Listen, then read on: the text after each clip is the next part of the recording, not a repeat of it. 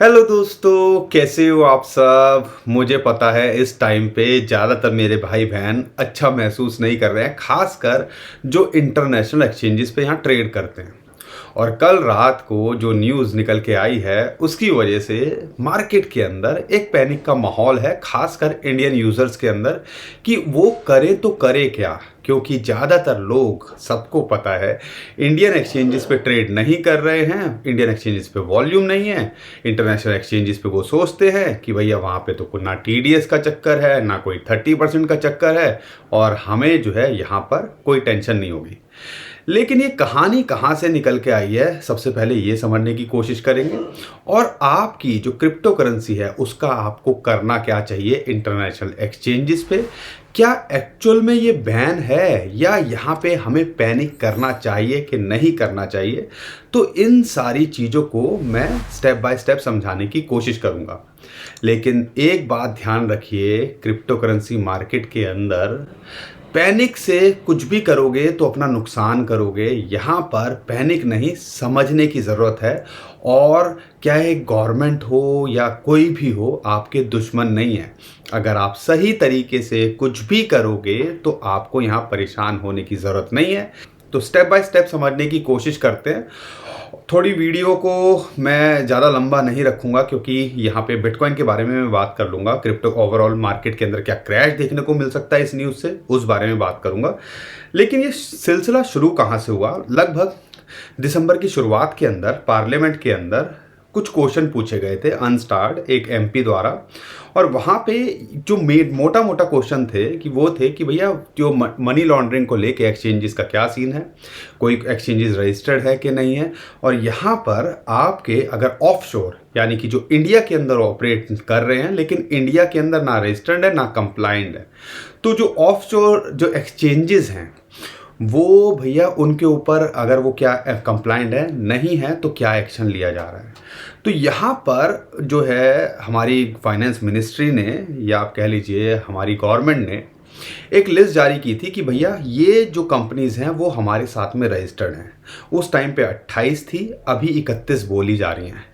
लेकिन यहाँ पर कोई भी इंटरनेशनल एक्सचेंजेस का नाम नहीं था। उनके जो बड़े बड़े एक्सचेंजेस हैं इंडियन, वो सारे यहाँ पर रजिस्टर्ड हैं। वो लिस्ट क्या थी, जो हमारी FIU इंडिया के साथ में रजिस्टर्ड हैं, यानी फाइनेंशियल इंटेलिजेंस यूनिट। उनमें से सबसे पहला नाम है कॉइन DCX, फिर ANQ finance, Unocoin, on ramp, Giottus, bit BNS, ZebPay, WazirX, CoinSwitch, BuyUcoin, Mudrex. ये सब जो हैं, जो बड़े बड़े एक्सचेंजेस हैं, वो ऑलरेडी यहाँ पे कंप्लाइंट है या उनके साथ में रजिस्टर्ड है। यानी कि जो भी वहाँ पे एक्सचेंज पे कुछ भी होता होगा वो सारी इंफॉर्मेशन हमारी गवर्नमेंट के पास में होगी। लेकिन यहाँ पर सबसे बड़ा मुद्दा क्या था, एक कि इंटरनेशनल एक्सचेंजेस पे ट्रैक कैसे करें। दूसरा यहाँ पर कि हम जो है वहाँ पर 1% ना TDS का चक्कर लोगों को लग रहा होगा। कोई जो भले लोग होंगे वो दे रहे होंगे 1%, जो नहीं दे रहे होंगे वो पता ही नहीं। और वहाँ ट्रेडिंग वॉल्यूम तो बढ़ रहा है, इंडिया से भी बहुत अच्छा खासा वॉल्यूम था। अब यहाँ पर जो बात निकल के आई है कि उसकी कोई जवाबदेही तो होनी चाहिए ना। इसी के लिए उन्होंने बोला है, उनको नोटिस इशू किया है हमारी जो गवर्नमेंट ने, आप कह लीजिए, या FIU India, financial intelligence unit India ने।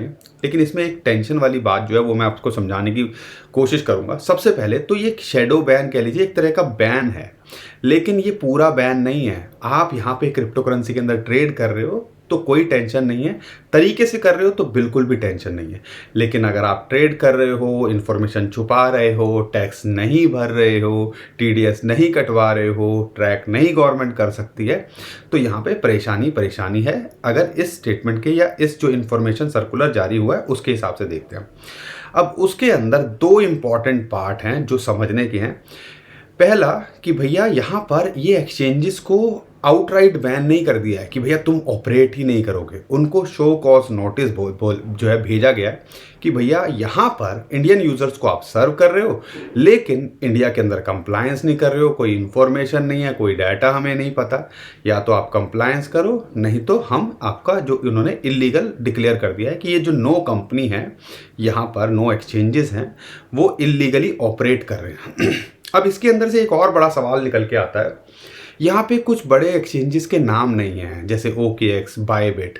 यहाँ पे क्या हो सकता है, यहाँ दो सिनारियो हो सकते हैं। या तो वो कंप्लाइंट ऑलरेडी अप्रोच कर चुके होंगे, या वो मिस हो गए होंगे। और ऐसा नहीं है कि वो मिस हो गए हैं तो आने वाले टाइम के अंदर उनके उनके साथ भी ऐसा नहीं होगा। तो आप ये समझ लीजिएगा, ये पहले लिस्ट हो सकती है। अगर कंप्लाइंट कर रहे होंगे तो ठीक है, नहीं कर रहे होंगे तो आने वाले टाइम के अंदर उनके साथ में भी यही आपको होता दिखेगा। तो बहुत सारे लोग जो खुश हो रहे हैं ना कि अरे ये एक्सचेंज नहीं है, ये एक्सचेंज नहीं है, तो ज़्यादा यहाँ पे खुश होने की ज़रूरत नहीं है। और ये सारी चीज़ें आपको समझने की ज़रूरत है। लिस्ट कौन कौन सी है? बाइनेंस सबसे बड़ा एक्सचेंज है, ज़्यादातर लोग यहाँ पे ट्रेड करते हैं। KuCoin है, हॉबी है, क्रैकन है, गेट है, बिटरेक्स है, बिटस्टैम्प है, MEXC है और बिटफिनेक्स है। OKX हो गया या बायबिट है, कह रहे हैं लोग इसका नाम नहीं है। हो सकता है कंप्लायंस के लिए उन्होंने अप्रोच कर दिया हो या रजिस्टर कर लिया हो, या भैया वो मिस आउट हो गया हो। तो ऐसा नहीं है कि अगली लिस्ट जारी नहीं हो सकती है, ठीक है। अब यहाँ पे एक बड़ा जो सवाल निकल के आता है, क्या बाइनेंस हो, कितने भी एक्सचेंजेस हों, अब बाइनेंस को लेके खासकर मैं बात करूँगा। दूसरी कंट्रीज़ के अंदर भी ऐसा ये सिनारियो उनके साथ हुआ है। UK के अंदर, सिंगापुर के अंदर और बहुत सारी और कंपनी जो कंट्रीज़ हैं उनके अंदर निकल के आता है ना कि भैया वो इलीगली ऑपरेट कर रहे हैं। तो लगभग कहते हैं 18 कंपनीज़ के अंदर वो ऑलरेडी 18 कंट्रीज़ के अंदर, माफ़ कीजिएगा, वो ऑलरेडी रजिस्टर्ड कर चुके हैं। तो आने वाले टाइम के अंदर हो सकता है कि ये इंडिया में भी कंप्लाइंट या रजिस्टर्ड करते दिखें। जैसे USA के अंदर अलग कंपनियां होती हैं, बाइनेंस US देखा आपने, ठीक है। तो माफ़ कीजिएगा, थोड़ा गला खराब है। तो ऐसे ही कंप्लाइंट होते दिखें ये सारे एक्सचेंजेस, अगर इनको यहाँ पे इंडियन यूजर्स को सर्व करना है। अब शुरुआती स्टेज में यहाँ पर क्या हो सकता है, उसके लिए एक इंपॉर्टेंट चीज़ जो निकल के आई है, जो FIU है उन्होंने सीधा बोल दिया है कि भैया जितने भी ये URL है इन कंपनी से रिलेटेड उनको ब्लॉक कर दिया जाए। अब ब्लॉक या कभी भी हो सकते हैं ये, ठीक है। उन्होंने जो है भेज दिया है इंफॉर्मेशन देने के लिए मिनिस्ट्री ऑफ FIU इंडिया की बात करें, उन्होंने लिख दिया है ministry of electronics and information technology to block और जो 9 एंटिटीज़ के जो URLs हैं, URL मतलब वेबसाइट्स हैं, उनके ऐप्स हैं जो कि इलीगली ऑपरेट कर रहे हैं इनके हिसाब से। तो ये हो सकता है आने वाले दिनों के अंदर कभी भी आपको बंद होते दिखें, और हो सकता है टेम्परेरी यहाँ पे ये जो अगर कंप्लायंस करते हैं उसका एक प्रोसेस होता है, टेम्परेरी यहाँ पे ब्लॉक होता दिखे। अगर आपके उन पे फंड हैं तो ऐसा नहीं है कि आपके फंड ख़त्म हो जाएंगे, चोरी हो जाएंगे, या आप आपके फंड कभी निकाल नहीं पाओगे। हो सकता है एक विंडो दें, लेकिन समझदार आदमी के लिए क्या करना चाहिए? समझदार आदमी के लिए यही चीज़ बेस्ट है। आपने देखा होगा WZIRX का जो टोकन है WRX, वो एकदम से 20-25% बढ़ गया सिर्फ इसी न्यूज़ के, क्योंकि सबको पता है कि यहाँ पर अगर इंटरनेशनल एक्सचेंजेस पे ट्रेड नहीं कर पाओगे तो कहाँ जाओगे? फिर आपको जाना पड़ेगा इंडियन एक्सचेंजेस पे। तो कई जो इंडियन एक्सचेंजेस हैं वो आपको बूम करते दिखेंगे, बहुत सारी क्रिप्टो एकदम से या इमीडिएट पैसा वहाँ ट्रांसफ़र होते दिखेगा। गवर्नमेंट जो चाहती है कि भैया 1% TDS ट्रांजैक्शन पे लगे, या आपका जो प्रॉफिट हो उस पर 30% फ्लैट टैक्स हो, तो वो आपको यहाँ आते दिखेगा। और एक बड़ा चंक कई लोग जो है अपने हार्डवेयर या पर्सनल वॉलेट में ट्रांसफ़र करेंगे, और कई लोग इंडियन एक्सचेंजेस पे करेंगे कि चलो यार हमें फालतू की चीज़ों में नहीं फंसना है। और ये एक तरह से सही भी है कि ऐसा ही होना चाहिए। और कौन कौन से उनके साथ रजिस्टर्ड हैं मैंने आपके साथ में लिस्ट शेयर कर दी है, ट्विटर टेलीग्राम पे भी हम शेयर कर देंगे, वहाँ पे भी आप ये देख सकते हो। बड़े बड़े जितने भी एक्सचेंजेस हैं यहाँ पर वो आपको देखने को मिलते हैं। लेकिन क्या हमें इंडियन एक्सचेंजेस पे भरोसा करना चाहिए?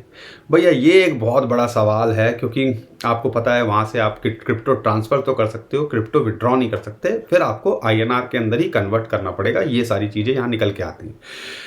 क्या इंडियन एक्सचेंजेस सेफ़ हैं? अब ये तो देखो, रजिस्टर्ड तो हैं, सेफ़ तो यहाँ पर कुछ भी नहीं होता है क्रिप्टो करेंसी मार्केट के अंदर। लेकिन पिछले कई सालों से कई बड़े जो एक्सचेंजेस हैं वो ऑपरेट कर रहे हैं, तरीके से कंप्लाइंट हैं।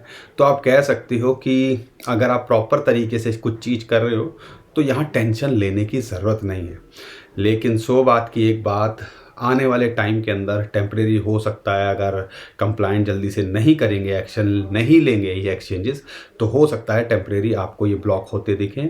और देर सवेर के अंदर जब रेगुलेशंस की बात होगी या ये कंप्लाइंट करते हैं तो ये इन पे से ये जो शेडो बैन है या इनके यूआरएल अनब्लॉक आपको होते दिखे।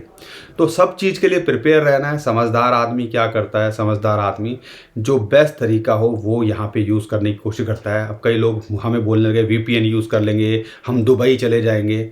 अरे भैया, कितने लोग दुबई चले जाएंगे और कितने लोग वीपीएन यूज़ करते होंगे, ठीक है ना। तो ये सब चीज़ें ना कहने की बात होती हैं, हज़ारों में से 2-4 लोग ही हैं जो ऐसी चीज़ों में पड़ते हैं। लेकिन एक आम आदमी की तरह बात करता हूँ तो हमें लगता है जो सही तरीका है, अपना टैक्स प्रॉपर तरीके से भरिए, कंप्लाइंट करिए इंडियन एक्सचेंज पे या अपने वॉलेट में भी रखा है।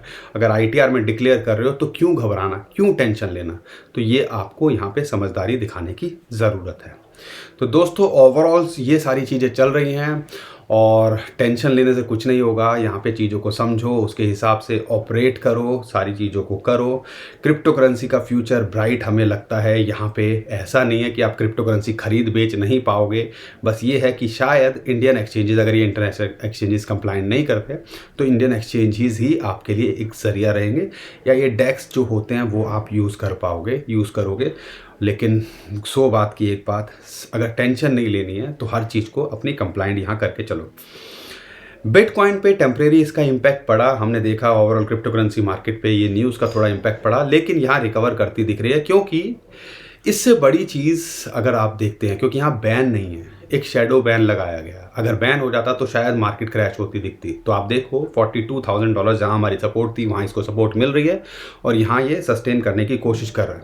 अगर ये यहाँ मेंटेन करता है, जिसकी उम्मीद है, और आने वाले 2 हफ्तों के अंदर बिटकॉइन के ETF, फिर 2024 के अंदर हाल्विंग और बहुत सारी चीज़ें और होनी है, तो आपको ये बूम करते दिखेगी। इसका टारगेट अभी भी हमारा $48,000 का ऑन है और उम्मीद है हाल्विंग से पहले आपको $48,000 $55,000 तक ये जाता दिखे। अगर यहाँ पे कुछ और बड़ी पैनिक वाली न्यूज़ ना आए तो ठीक है। अगर कुछ ऐसा आ जाता है तो यहाँ पर $40,000 अभी इमीडिएटली यहाँ सपोर्ट मिल रही है, जो कि 50 डे मूविंग एवरेज की भी सपोर्ट है और एक साइकोलॉजिकल सपोर्ट भी है। अगर वहाँ नहीं टिकता तो वर्स्ट सिचुएशन में हमें लगता है $35-36 हज़ार से नीचे नहीं आना चाहिए। अगर वहाँ आए तो एक माल बटोरने की अपॉर्चुनिटी आपको मिलती है। तो ओवरऑल सारी चीज़ों को समझो, ऑब्जर्व करो और उसके हिसाब से डिसाइड करो आपको करना क्या है। उम्मीद करता हूँ हर बार की तरह आपको हमारा कंटेंट अच्छा लगा होगा। हमारा कंटेंट अच्छा लगा है तो वीडियो को शेयर कीजिए, लाइक करिए और चैनल को सब्सक्राइब करना बिल्कुल मत भूलिए। और ट्विटर, टेलीग्राम को नीचे डिस्क्रिप्शन में जो हमने लिंक दिए हैं उसी से फॉलो कीजिएगा। बहुत सारे स्कैमर हमारे नाम से स्कैम करने की कोशिश करें, उससे भी बच पाओगे। लेकिन ध्यान रखिएगा, जो इन्फॉर्मेशन ये आ रही है मैं वहाँ पर भी डालने की कोशिश कर रहा हूँ जल्दी से जल्दी, तो उसका फ़ायदा तभी उठा पाओगे जब नीचे डिस्क्रिप्शन में जो लिंक है उसी से हमें फॉलो करोगे। अभी के लिए विदा लेता हूँ। खुश रहिए, मुस्कुराते रहिए, कमाते रहिए। आपका दोस्त पंकज। थैंक यू, नमस्कार, धन्यवाद।